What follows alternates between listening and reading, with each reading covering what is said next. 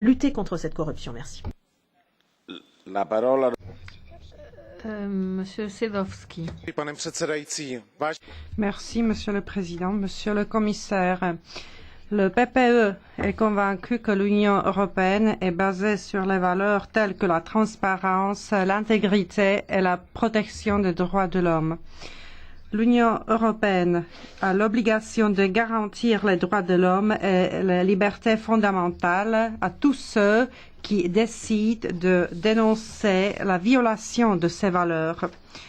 Les lanceurs d'alerte représentent un des éléments, un mécanisme de contrôle qui permettent d'assurer que le pouvoir n'est pas concentré ou n'est pas abusé par ceux qui ne devraient pas le faire. Il faut garantir que ces mécanismes soient protégés et ceci concerne également M. Assange.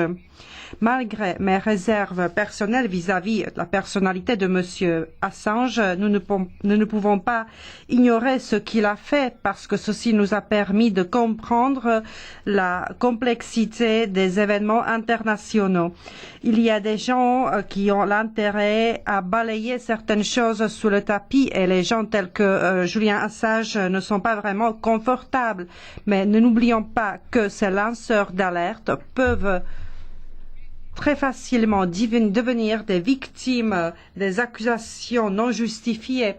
Et nous, les députés du Parlement européen et les représentants de l'Union européenne devons empêcher ceci. Je pense que l'emprisonnement de Julian Assange devrait s'achever. Il faut lui garantir une protection juridique internationale.